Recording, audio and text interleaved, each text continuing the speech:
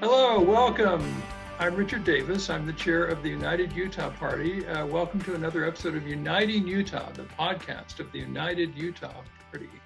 And I'm glad to have with me Jim Bennett, who is our communications director. Jim, good to see you always. Good to see you. And Shawn Ferriola, who is our candidate for House District 12, which is in northern Utah. And I'll let Shawn in a minute tell us where that is. But Shawn, could you tell us first about your background? What do you do? Where are you from? Where'd you go to school? That sort of thing. Your family. Absolutely. Thanks. First off, thanks for having me on the podcast. I really appreciate the invitation. My name is Shawn Ferriola. I actually grew up on the East Coast. I graduated high school in Colorado, but I went to school here in Southern Utah University and majored in history education. And so I'm doing that still. About 13 years now. I've taught all sorts of different history subjects, from Utah history to world history to U.S. government to sociology. And so we kind of run the gamut there professionally, but it's something that I really enjoy. I enjoy helping people, and especially younger people, learn more about their history, learn more about their government, and those type of things. So I live here in Weber County, but I teach in Davis County. I live actually in Roy, in Weber County. And so I've been here for about almost 6 years now. And we love it here. We love the area. We love where we work, and love the community. So we get the opportunity to serve. Well, we're living through history right now, so I'd love to get your perspective a little bit on where we are at this point in history and how that may have prompted you to run. Well, as you know, I declared my candidacy back almost a week before everything kind of went. I don't know how to say this, but everything kind of exploded as far as COVID-19. And so before I ran, it wasn't necessarily on the forefront, but after I've declared my candidacy, this has impacted all of us in some way or fashion, whether we're parents, whether we're educators as I am, whether we're community members. This has all impacted the way we live, the way we're going about our daily lives. And so I think historically, I haven't personally lived through something like this. Maybe my grandparents or great-grandparents might have. But I think the things that we're doing now are going to pave the way for future generations to learn how do you handle a pandemic like this, and what goes on politically. I feel like this response is very much in the eyes of the beholder in a lot of ways, in how we view it, whether we view it as a positive way of building our communities, ironically through isolation, or we divide our communities based on political lines. And so that's kind of historically kind of where I think this is going to play out. I don't know, Jim. It's a good question. I think we need a little bit more time, as history always does, right? Like, that's something that we look back on things to really know their impact on our society. I hope that the impact is a positive one, where we can go forward, learning some lessons, and then if other things arise, hopefully nothing of this proportion arises again in our lifetimes. But if it does, we're more prepared for it. That's a very good point. Yeah, hopefully it doesn't in our lifetime. But viruses seem to be becoming fast and furious. We had SARS, we had COVID. Now we have COVID-19, but we had the swine flu, and then there was another one that I'm missing that happened about 10 years ago. But I know there was SARS. Was H1N1? That was a swine flu. Maybe that was it. Yeah. So all that in about 50 years, we've had some major epidemics. It is quite likely that, given the globalization of our society, that we're going to see more of these in the future, and it's going to actually challenge our public health officials and challenge us. But let me ask you about why you're running with the United Utah Party. Why did you choose to do that? I love the United Utah Party idea of bringing people together.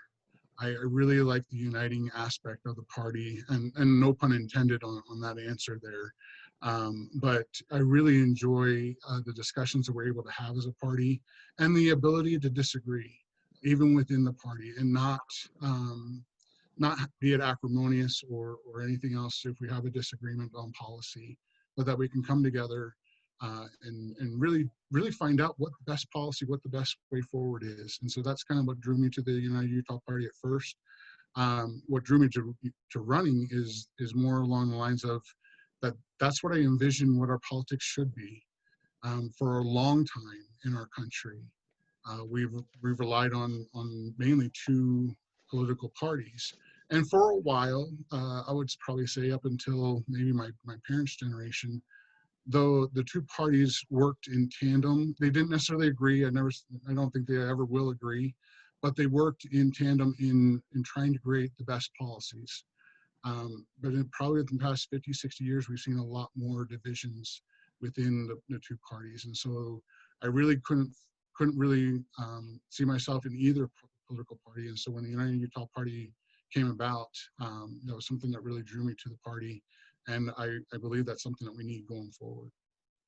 Well, so with your background as an educator, is that one of the issues that you're passionate about? If you were to be elected as a representative, what would your legislative priorities be? Absolutely.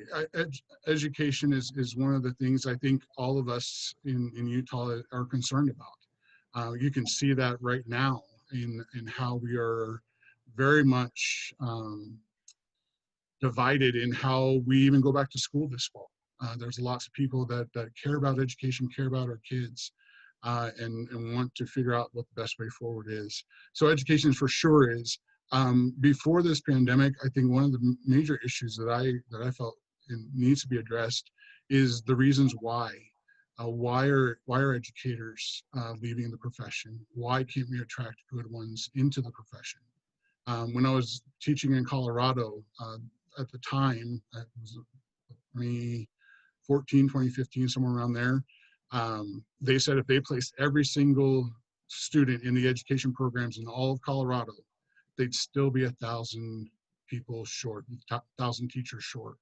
And so I think the value of education and the value of becoming educators is being diminished, and we got to figure out why and how can we attract that. On the flip side, we also have to prepare our students and our future leaders of this country with a better education system. They have to be able to learn how to communicate. They have to be able to learn how to disseminate information and discriminate, not necessarily discriminate, but be more analytical in the information they're given, to know what sources are good information. And that's got to be taught.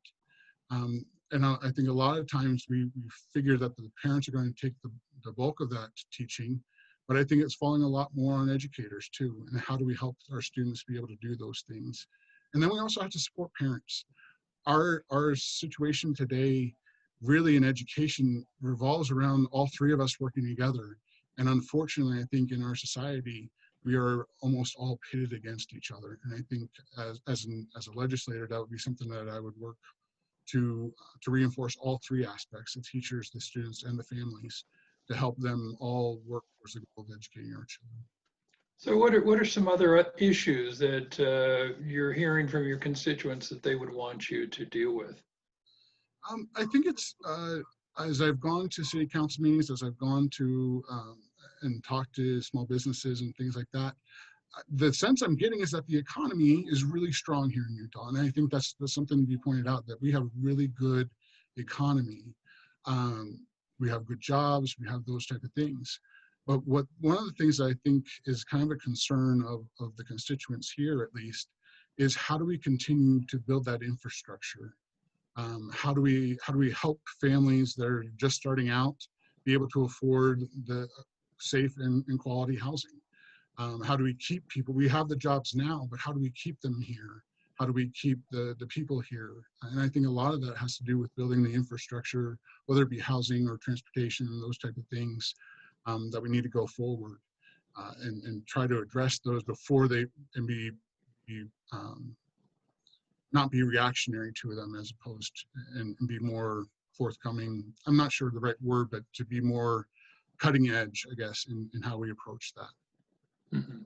Well, so how do people approach you if they want to get in touch with you or they want to talk to you? You've got a website. You've got how do people get in touch with you? We definitely have a website. It's ferriolahouse12.org, and that's probably the best way to get a hold of us directly. But also, we'll be setting up some town halls as well on our own, probably in August, September, and maybe even the first part of October. We're trying to settle on some dates, but we'll send those out on our website, as well as our social media channels. So you can follow us on Facebook, Twitter, Instagram, and we are going to be launching a YouTube channel as well. And so all those, if you Google Ferriola House 12 or search that on any of the social media channels, you'll be able to find us pretty easily.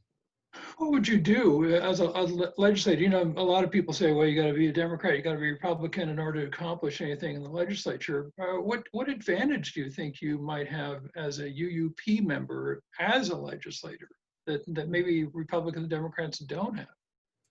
I really feel this way, and I'm not just saying this because I'm a part of the party. I really believe that when you are able to truly represent the people, that there's freedom in that.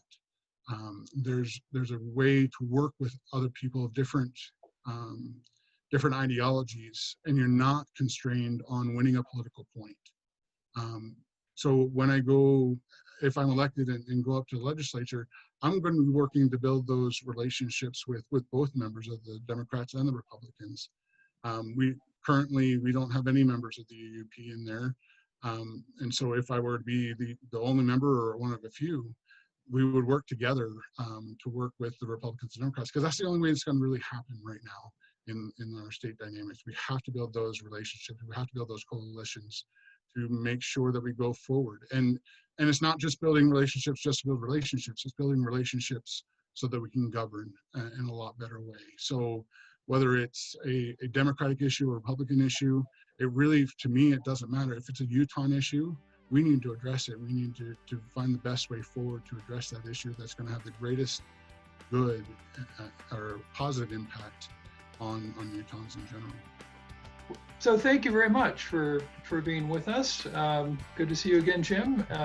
Thank you for watching another episode of Uniting Utah, and we'll be back again.